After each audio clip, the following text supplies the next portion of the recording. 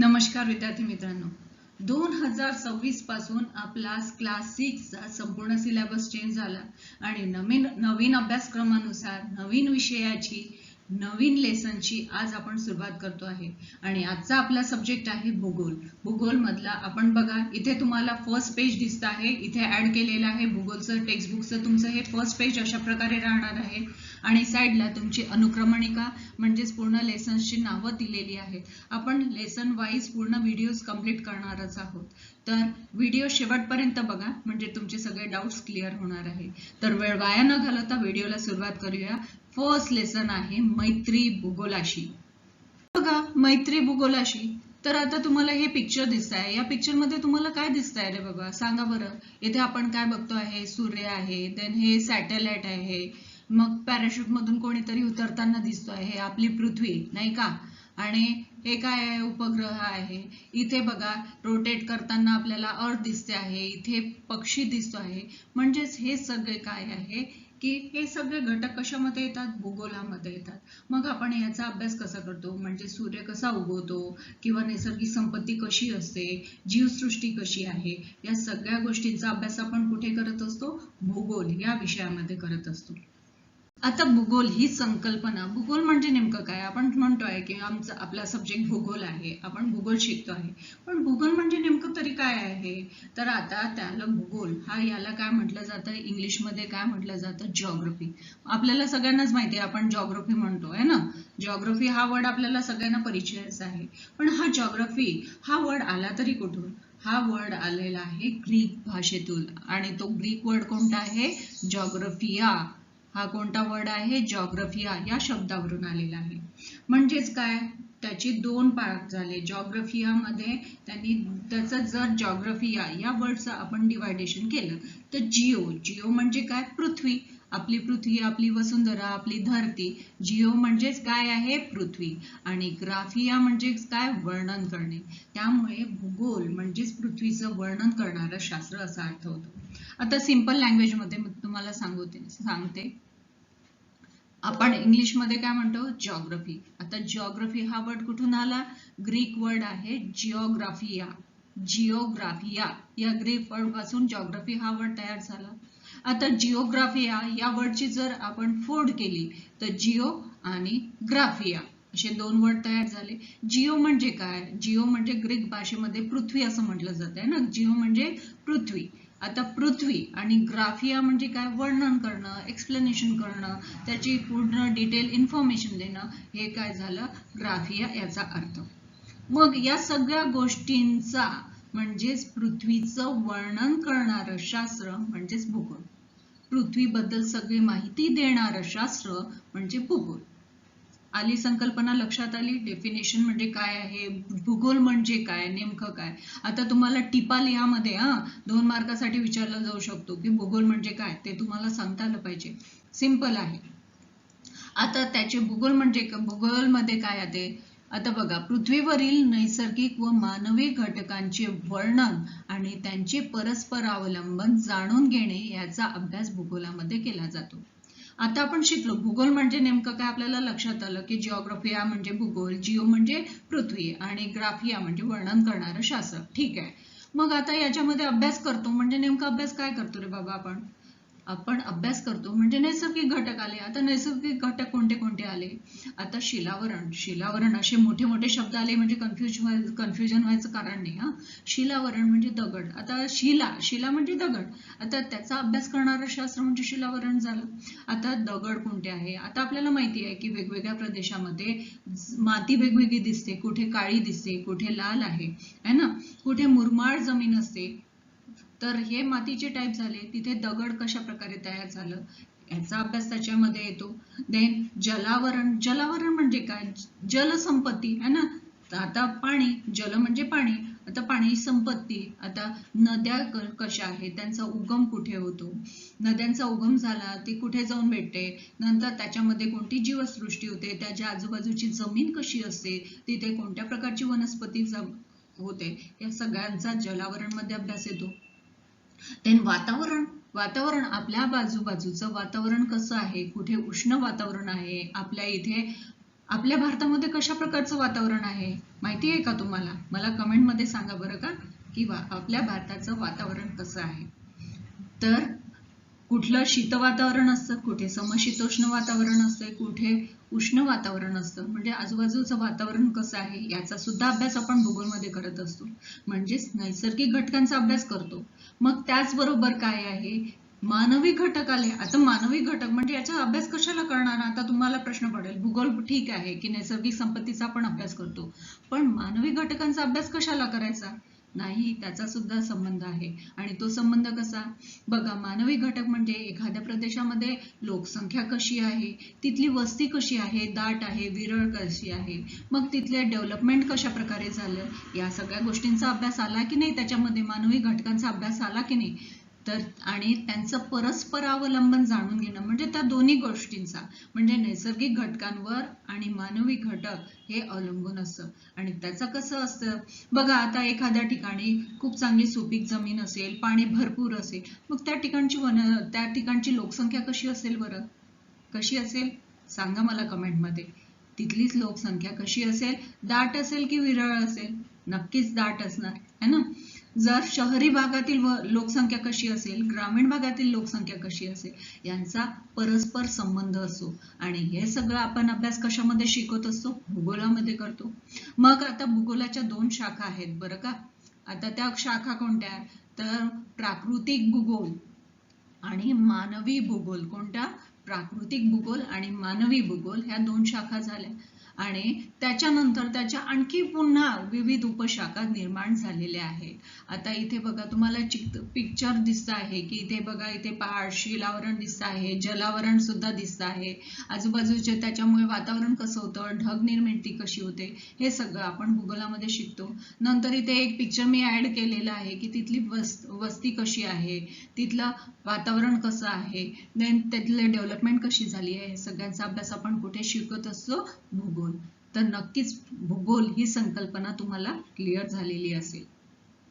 की भूगोलचा अभ्यास करणारा हे खाली एक तुम्हाला डायग्राम तुमच्या टेक्स्टबुक मध्ये 1.1 ही डायग्राम दिसते. आता बघा, भूगोलाचा अभ्यास, मग आता याच्यामध्ये आपण 2 घटक पाहिले नाही का?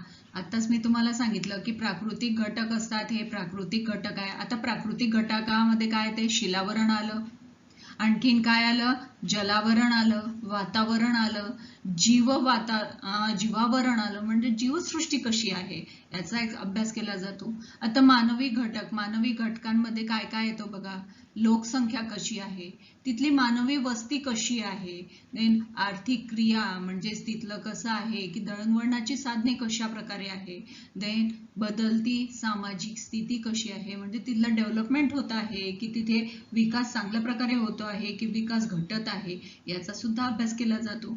म्हणजेच भूगोलाचा अभ्यासामध्ये प्राकृतिक घटक आणि मानवी घटक हे 2 शाखा आपण बघितल्या आणि त्याचे हे उपशाखा झाल्या. आता पर्यावरण व शाश्वत विकास होतो आणि संसाधने कशी होतात, हे त्यांचं पर्यावरणाचं परस्पर अवलंबन विकास इथे आपण शिकलेला आहोत. तर ही डायग्राम तुम्हाला लक्षात आलेली असेल. भौगोलिक अभ्यासाचे स्रोत कोणते आहे? स्रोत म्हणजे कुठून आपल्याला सोर्स कुठून मिळतो, आपण अभ्यास कसा सुरू करायचा, त्याचं सुद्धा पण एक विश्लेषण केलं जातं, त्याचा सुद्धा एक मेथड आहे. मग आता त्याचे अभ्यासाचे स्रोत कोणते आहेत बघा बरं. भूगोल विषयात प्राकृतिक व मानवी घटक याबरोबर त्यांच्यातील परस्पर संबंधांचा अभ्यास केला जातो. हे आताच मी एक्सप्लेन केलं की प्राकृतिक घटक कोणते, मानवी घटक कोणते आणि त्यांचा परस्पर संबंध कसा आहे यांचा अभ्यास केला जातो, हे आपण आता शिकलो. हा अभ्यास वैज्ञानिक दृष्टीने करण्यासाठी माहितीचा स्रोत महत्त्वाचे ठरतात. आता तुम्ही म्हणाल की याच्यामध्ये वैज्ञानिक दृष्टिकोन म्हणजे सायन्स आलं तरी कशाला गरज आहे आपल्याला सायंटिफिक दृष्टीने अभ्यास करण्याची? तर आपल्याला वैज्ञानिक दृष्टीने अभ्यास करणं खूप गरजेचं असतं, कारण की त्याची सत्यता पडताळून बघणं हे सुद्धा खूप महत्त्वाचं आहे. ते आपण जे ऑब्झर्वेशन करतो आहे, आपल्याला जी मानवी घटक आहे किंवा प्राकृतिक घटक आहे याची सत्यता पडताळून पाहणे सुद्धा खूप गरजेचं असते. आणि त्याच्यासाठी काही आपल्याला इन्फॉर्मेशन कलेक्ट करावी लागतात. मग ते इन्फॉर्मेशन कलेक्ट करण्यासाठी आपल्याला 2 टाईप आहे सोर्सेस. कोणत्या किती प्रकारचे असतात? 2. प्रत्येक गोष्टीला 2 प्रकारचे सोर्सेस असतात. प्राथमिक म्हणजे प्रायमरी, दुय्यम म्हणजे सेकंडरी, म्हणजे प्रथम म्हणजे सुरुवातीपासून स्टार्टिंग पासून ज्या गोष्टीचा डिटेल सर्वे केला जातो, डिटेल सगळी माहिती कलेक्ट केली जाते त्याला प्राथमिक म्हणतात. आणि दुय्यम म्हणजे सेकंडरी, जी सेकंड टाईपने म्हणजे दुसऱ्या स्रोताने कलेक्ट केली जाते त्याला काय म्हटलं जातं, दुय्यम स्रोत. आणि ते कोणते कोणते आहेत ते आता आपण डिटेलमध्ये शिकणार आहोत. व्याख्या आधी, प्राथमिक स्रोत म्हणजे भूगोल अभ्यासातील प्राथमिक स्रोत म्हणजे अशी माहिती जी प्रत्यक्ष निरीक्षणातून, मोजमापातून किंवा नोंदीतून मिळवली जाते. म्हणजे ती प्रत्यक्ष आपण तिथे प्रेझेंट असतो, जेव्हा ते आपल्याला इन्फॉर्मेशन मिळत असते तेव्हा काही मेजरमेंट घेत असतो म्हणजे मोजमाप करत असतो, किंवा काही आपण नोंदी घेत असतो, काही लिहित असतो, तेव्हा आपण त्या ठिकाणी प्रत्यक्ष हजर असतो, त्याला आपण प्राथमिक स्रोत म्हणू. आता प्राथमिक स्रोतचं पहिले सगळं डिटेल शिकून घेऊ, नंतर दुय्यम स्रोतला जाऊ आपण. मग आता प्राथमिक स्रोताची वैशिष्ट्य कोणती बघा बरं. प्रत्यक्ष व मूळ स्वरूपातील माहिती प्राप्त होते. म्हणजे प्रत्यक्ष, कारण की आपण तिथे प्रेझेंट असतो ना, आपल्याला सगळी माहिती, आपण तिथे जातो, ऑब्झर्व करतो, सगळी माहिती कलेक्ट करतो, मग त्याच्यामुळे आपल्याला सगळी माहिती तिथून मिळत असते. आणि त्याचं एक्झाम्पल काय आहे, फील्ड व्हिजिट. आता फील्ड व्हिजिट तुम्ही म्हणाल, आता फील्ड व्हिजिट कसं काय आलं. आता आपण अभ्यासासाठी जर एखाद्या डोंगराळ भागात गेलो, तर डोंगराळ भागात फील्ड व्हिजिट केली तर तिथली वनस्पती कशी आहे, तिथे डोंगर माथ्यावरची जमीन कशी आहे, तिथले दगड कशा प्रकारचे आहे, तिथे मग त्या जंगलामध्ये वन्य प्राणी कोणते आहेत, या सगळ्यांचा आपण फील्ड व्हिजिट मध्ये अभ्यास करतो.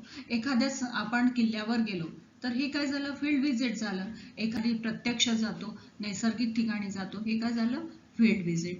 म्हणजेच तिथे आपण प्रत्यक्ष जातो, प्रत्यक्ष ऑब्झर्वेशन करतो आणि सगळी माहिती कलेक्ट करतो. मग याच्यामध्ये विश्वासार्हता जास्त असते. विश्वासार्हता म्हणजे काय, कारण की आपण ती स्वतः कलेक्ट केलेली असते ना, स्वतः गोळा केलेली असते, म्हणून त्याला त्याच्यामध्ये कोणताच डाऊट नसतो, आपल्याला शंका नसते की हे चुकीचं आहे की बरोबर आहे, कारण की आपण सगळं प्रत्यक्ष केलेलं असते, म्हणून त्याच्यामध्ये विश्वासार्हता जास्त असते. मग एक्झाम्पल काय तिथे बघा. आता इंटरव्ह्यू, आता बघा इंटरव्ह्यू घेतलेला आहे, इथे ही मुलाखत घेते आहे. मुलाखत म्हणजे प्रत्यक्ष आपण जाऊन त्यांच्याशी बोलतोय, कम्युनिकेशन करतो आहे. एखाद्या गावामध्ये जर आपण पूरग्रस्त एरियामध्ये गेलो तर आपण स्वतः तिथे जाऊ, पूरग्रस्त एरियामध्ये तिथल्या लोकांशी आपण प्रत्यक्ष बोलू आणि जी माहिती कलेक्ट करू ती आपली प्रत्यक्ष राहणार आहे, सत्य राहणार आहे, त्याच्यामध्ये कन्फर्मेशन जास्त राहणार आहे, कारण की ती आपण स्वतः कलेक्ट केलेली असते. नंतर काय, नवीन माहितीचा स्रोत असतो. आपण हे सगळं नव्याने स्टार्टिंग करतो ना, कारण की सुरुवातीपासून आपल्याला कुठल्या गोष्टीची इन्फॉर्मेशन आपण स्वतः घ्यायची असते, म्हणून ती नव्याने सुरुवात करायची असते, म्हणून त्याला हा नवीन स्रोत असतो. स्टार्टिंग पासून सुरुवात करतो म्हणून नवीन स्रोत. आणि त्याचं एक्झाम्पल काय आहे, सर्वे करणं, ऑब्झर्वेशन करणं, सर्वे करणं आहे ना. मग स्थळ विशिष्टता काय आहे, एखाद्या ठिकाणाबद्दल नेमकी माहिती देतो. आपण तिथे जातो ना, आपल्याला सगळं डिटेल माहिती असते. जर आपण किल्ल्यावर गेलो तर आपल्याला नाही का, किल्ल्यावर बघतो की किल्ल्याचं दार कोणत्या दिशेकडून आहे, शत्रूशी बचाव करण्यासाठी त्यांनी कोणती उपाययोजना केली असेल, या सगळ्या गोष्टींचं आपण तिथे जाऊन ऑब्झर्वेशन केलेलं असते, म्हणून आपण ती इन्फॉर्मेशन डायरेक्ट कोणाला तरी सांगू शकतो आहे ना, नेमकी माहिती देत असतो. मग काहीतरी बघा, इथे जर आपण जाऊ शकलो नाही तरी ड्रोन सर्वेक्षण, म्हणजे आजकाल नवीन सॅटेलाइट किंवा ड्रोन, हे काय झालं, ड्रोननी आपण प्रत्यक्ष तिथले पिक्चर जाऊन घेत असतो, तिथलं ऑब्झर्वेशन करतो, म्हणून हे एक सुद्धा प्रायमरी सोर्स झालं. नंतर अधिक श्रम व खर्चिक असते, बरोबर आहे, कारण की आपल्याला प्रत्येक फील्ड व्हिजिट म्हणजे तिथे प्रत्यक्ष जाऊन व्हिजिट करावी लागते, तिथे जाऊन भेट द्यावी लागते, म्हणजे जाण्या येण्याचा खर्च असतो, त्याला आपल्याला मेहनत करावी लागतात आणि आपल्याला खर्च सुद्धा करावे लागतं, म्हणजे ही खर्चिक असते. अधिक श्रम म्हणजे मेहनत जास्त लागते आणि वेळ सुद्धा जास्त लागतो. मग आता बघा, हवेच्या स्थितीची नोंदी म्हणजे वेदर डाटा. आता वेदर डाटा आपल्याला कलेक्ट करायचा आहे, मग तिथे आपल्याला प्रत्यक्ष जावं लागेल ना, तिथे प्रत्यक्ष जावं लागेल, ऑब्झर्व करावं लागेल, आपल्याला जे इक्विपमेंट म्हणजे जी साधनं लागतील ती आपल्याला घ्यावी लागतील, तरच आपण नोंदी करू शकू. अदरवाईज करू शकणार आहे का? नाही. म्हणजेच हे काय असते? खर्चिक असते. हे काय आपण बघितलं आता? Primary source. आता आपण बघणार आहोत दुय्यम स्रोत. आता दुय्यम स्रोत म्हणजे काय? पहिले त्याची व्याख्या बघून घेऊ. भूगोल अभ्यासातील दुय्यम स्रोत म्हणजे काय झालं? अशी माहिती असते जी आधीच संकलित, विश्लेषण केलेली किंवा सादर केलेली असते. आपल्याला दुय्यम या शब्दामध्येच आलं की ती दुसऱ्यांनी कोणीतरी केलेली असते. आधीच सगळं आपल्याला माहिती असते, सगळं इन्फॉर्मेशन आधीच कोणीतरी कलेक्ट केलेली असते, त्याचं एक्सप्लेनेशन, रायटिंग वर्क वगैरे सगळं दुसऱ्यांनी केलेलं असते. रेडीमेड मटेरियल आपल्या जवळ जे अवेलेबल असते त्याला आपण काय म्हणू? दुय्यम स्रोत असं म्हणू. ही माहिती काय करतं? दुसरी व्यक्ती देतो, संस्था किंवा प्रकाशन यांच्या माध्यमातून मिळते. म्हणजेच कोणीतरी दुसरा देतो, एखादी व्यक्ती देते, एखादी ऑर्गनायझेशन देत असते, एखादं प्रकाशन म्हणजे पुस्तकं किंवा नकाशे किंवा एखादी थिसिस लिहिल्या जाते, तिथून कोणीतरी लिहिलेलं असते, ते आपण रेडीमेड घेतो, वाचतो आणि ती इन्फॉर्मेशन आपल्याजवळ घेतो. म्हणजे हे कोणीतरी दुसऱ्याने केलेलं असते, दुसऱ्या व्यक्तीने केलेलं असते, म्हणून याला दुय्यम स्रोत म्हणतात. आता त्याची वैशिष्ट्ये बघा आता कोणती आहे? अप्रत्यक्षरित्या गोळा केलेली असते. आपण जातो का? नाही. दुसऱ्या कोणीतरी केलेली असते, म्हणून ती अप्रत्यक्षरित्या असते. मग आता पृथ्वी गोल आहे ना, नकाशा. आता हे बघा नकाशा, आता आपण जो मॅप आपल्याजवळ, आपण शिकतो भूगोलामध्ये की मॅप एखाद्या ठिकाणचं लोकेशन आपल्याला फाइंड आउट करायचं आहे. आपण नाही जात प्रत्यक्ष तिथे, आपण फक्त नकाशा बघतो आणि त्याच्यावरून काय माहिती आहे ती कलेक्ट करून घेऊ शकतो आहे ना. जेव्हा कुठले हे रेडीमेड आपल्या जवळ असते. नंतर ग्लोब आहे आपला, ग्लोब म्हणजे पृथ्वीचा तो गोल अभ्यासासाठी आपण नाही घेत का? इथे तुम्हाला पिक्चर सुद्धा दिलेलं आहे ग्लोबचं. बघा हे ग्लोबचं पिक्चर आहे. तर या ग्लोबवर जी लॅटिट्यूड म्हणजे अक्षरवृत्त आहे, रेखावृत्त आहे, त्यांची लोकेशन कशी आहे, ही सगळी माहिती आपण स्वतः नाही कलेक्ट केली, कोणीतरी दुसऱ्यांनी इन्फॉर्मेशन केलेली आहे. ते रेडीमेड मटेरियल आपल्याकडे आहे आणि त्याचा अभ्यास आपण करतो. नंतर सेकंड वैशिष्ट्य काय आहे? स्रोतानुसार माहितीची विश्वासार्हता बदलू शकते. विश्वासार्हता बदलू शकते कारण की दुसऱ्याची इन्फॉर्मेशन आहे ती आपण घेऊ शकतो.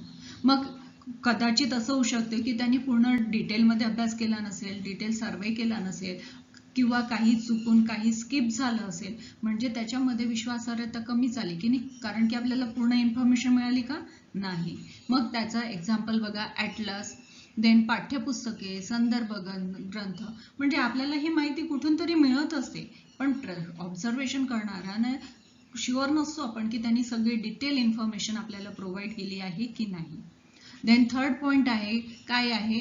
आधीच प्रक्रिया करून माहिती सादर केलेली असते. म्हणजेच आधीच असते, कोणीतरी लिहिलेलं असते, संशोधन, रिसर्च जर्नल म्हणतात त्याला. देन न्यूजपेपर झाले, एकदम मॅगझिन्स झाले, हे कोणीतरी त्याच्यामध्ये छापलेलं असते, ते रेडीमेड आपण वाचतो आणि इन्फॉर्मेशन कलेक्ट करतो.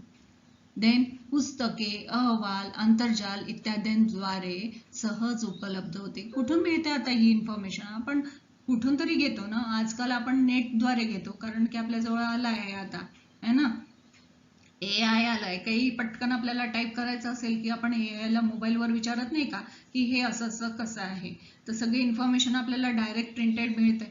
कुठून तरी वाचतो, कुठून तरी ऐकतो, ही इन्फॉर्मेशन आपल्याला सहज अवेलेबल होते, काही मेहनत नाही घ्यावी लागत आणि याच्यासाठी आपल्याला कमी खर्च, श्रम आणि वेळ याची बचत होते. आपल्याला सगळं रेडीमेड मिळते, म्हणून तिथे जाणे, त्याचा खर्च करणे, त्याचं ऑब्झर्वेशन करणं, या सगळ्या गोष्टी अवॉइड करावे लागतात, म्हणून ह्या कमी खर्चिक असतात. आता हवामान विषय नोंदी. आता आपल्याला हवामान विषयी नोंदी, आता बघा आता पावसाळा रेनी सीझन सुरू झाला तर न्यूजवरून डायरेक्ट आपल्याला इन्फॉर्मेशन मिळते की आता 3 दिवसात हाय अलर्ट असते, पाऊस कधी जास्त होईल, कमी होईल किंवा अवर्षण येईल, ही सगळी माहिती आपल्याला डायरेक्ट कुठून तरी मिळते, आपल्याला न्यूज पेपरमधून मिळते, न्यूजमधून मिळते. म्हणजेच आपण हे काय करतो? दुय्यम स्रोत झाले. तर मला असं वाटतं की प्राथमिक स्रोत आणि दुय्यम स्रोत हे तुम्हाला चांगल्या प्रकारे समजलं असेल. बघा आता इथे कंपॅरिझन केली आहे बरं का, प्राथमिक स्रोत आणि दुय्यम स्रोत. मग आता इथे बघा फर्स्ट पॉइंट काय दिलेला आहे की त्याचं व्याख्या म्हणजे प्रत्यक्ष निरीक्षण, सर्वेक्षण, मोजमापातून मिळालेली मूळ माहिती. मी सगळं आताच डिटेलमध्ये तुम्हाला एक्सप्लेन केलेलं आहे. आधी आपण फक्त रीड करणार आहोत, जो पॉइंट तुम्हाला समजला नाही किंवा झाला नाही तो मी एक्सप्लेन करणार. आधीच संकलित, विश्लेषण व सादर केलेली असते. देन संकलन पद्धती म्हणजे कलेक्शन करण्याची मेथड काय आहे, प्रत्यक्ष स्थळावर जाऊन मुलाखत घेतो, मोजमाप करतो, हे त्याचं झालं. मग विश्वासार्हता कशी असते, याच्यामध्ये कशी असते, इथे आपण जातो का, प्रत्यक्ष असते का, ही कशी असते, अप्रत्यक्ष असते. इथले इन्फॉर्मेशन पद्धत कशी असते, अप्रत्यक्ष असते. मग विश्वासार्हता इथे काय आहे, प्राथमिक स्रोतांमध्ये कशी असते, जास्त असते है ना, कारण की ती आपण स्वतः कलेक्ट केलेली असते. आणि तुलनेने कमी असते कारण की लेखक संस्थेवर अवलंबून असते, प्रत्येकाचा विचार, प्रत्येकाचे मत, एखाद्या संस्थेचं त्यांचे मत याच्यावर त्यांची विश्वासार्हता अवलंबून असते. मग माहितीचं स्वरूप काय असते, आधीच प्रक्रिया केलेली विश्लेषित स्वरूपात असते, पण ही कशी असते, ही प्राथमिक स्वरूपात असते है ना, प्राथमिक स्वरूपात असते. देन व्याप्ती कशी आहे, स्थळ विशिष्ट मर्यादित क्षेत्रापुरती आहे, पण याचं काय आहे, व्याप्ती आहे खूप, एखाद्या विशिष्ट एरियापुरतं मर्यादित आहे का, नाही, याची व्याप्ती खूप आहे, कारण की आपल्याला इन्फॉर्मेशन रेडीमेड असते ना, आणि सगळं सहज उपलब्ध होते, जेव्हा वाटली जी इन्फॉर्मेशन आपण कलेक्ट करू शकतो. म्हणून याची मर्यादित असते का, अमर्यादित क्षेत्रापुरतं असते ते, याची माहिती आपल्याला अमर्यादित मिळते. अधिक प्रमाण, खर्च वेळ जास्त लागतो अधिक प्रमाणात, इथे कसा लागतो, कमी प्रमाणात लागतं, खर्च कमी लागतो आपला. देन काय आहे, त्रुटींची संभाव्यता, निरीक्षणाच्या चुका, उपकरणातील त्रुटी ह्या राहू शकतात है ना, म्हणजे आपण कधी कधी स्वतः ऑब्झर्वेशन केलं पण आपल्याकडून चूक झाली तर मग चूकच आहे त्याच्यात. मग काही आपले जे इक्विपमेंट आहे, साधने आहे, ती जर चुकीची असेल, ती बरोबर नसेल, तर मग आपल्याला जी मिळणारी माहिती आहे ती कशी मिळणार आहे, चुकीचीच मिळणार. कालबाह्य माहिती व पूर्वग्रह दूषित दृष्टिकोन असतो. आता कालबाह्य माहिती असते म्हणजेच एखादी विश्लेषण, जर आपण वेदर फोरकास्ट बघितला तर ते आता आपल्याला आत्ताच उपयोगी आहे ना, जर आपण ते 10 वर्ष आधीचं किंवा 5 वर्ष आधीचं किंवा 6 महिन्या आधीचं बघत असलो तर ते आता उपयोगाची नाही राहणार, म्हणजे ती कालबाह्य होऊ शकते परिस्थितीनुसार. याची उदाहरणं काय आहे, सर्वे करू शकतो, आणि याचं काय आहे, न्यूजपेपर आहे, मॅगझिन आहे ना, आणखीन काय लिहू शकता तुम्ही, थेसिस पेपर आहे, हे सगळे त्याचे एक्झाम्पल्स झाले. आता इथे बघा, माहिती आहे का तुम्हाला, आता या पिक्चर वरून आपल्याला लक्षात येतं की हे एक एक्झाम्पल, सर्वेचं एक्झाम्पल दिलेलं आहे. आता शिवाजी महाराजांचा दृष्टिकोन किती विशाल होता आणि त्यांनी भौगोलिक परिस्थितीचा आपल्या राज्याच्या स्थापनेसाठी कसा यूज करून घेतला ते आपल्या लक्षात येतं. त्यांनी जे आहे की सह्याद्रीच्या पर्वतरांगांचा किल्ले बांधण्यासाठी उपयोग केला, म्हणजे तिथली नैसर्गिक संपत्ती कशी, वनराई कशी, त्याच्यामुळे त्यांना गमिनी कावा, हे सगळं आपण इतिहासमध्ये शिकलेलो आहोत, त्याचा यूज त्यांनी या भौगोलिक परिस्थितीशी करून घेतलेला आहे. देन त्यांनी समुद्र किनाऱ्यावर आपला म्हणजे समुद्र किनाऱ्यावर किल्ले बांधले, जलदुर्ग बांधले, त्यामुळे तिथला परकीय राष्ट्रापासून म्हणजे कसं संरक्षण करता येईल या त्यांचा दूरदृष्टिकोन होता. म्हणजेच ही भौगोलिक विचार करून त्यांनी गड यांची, किल्ले यांची बांधणी केलेली आपल्याला दिसून येते. मित्रांनो, इथे एक ऍक्टिव्हिटी आपल्याला दिलेली आहे की आपल्याला शाळेमध्ये भूगोल दिवस हा साजरा करायचा असेल तर आपण काय काय करू शकतो तिथे. मग आपण काय करू शकतो, चर्चा व प्रबोधन करू शकतो, प्रश्नमंजुषा घेऊ शकतो, देन क्षेत्र भेट घेऊ शकतो, एखाद्या ठिकाणी आपली ट्रिप नाही का आपण घेऊ शकतो, देन प्रात्यक्षिक कार्य सुद्धा करू शकतो, घोषणा फेरी यासारख्या ऍक्टिव्हिटी आपण करू शकतो.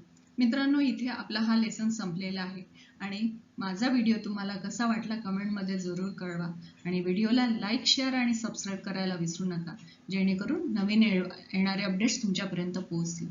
थँक्यू.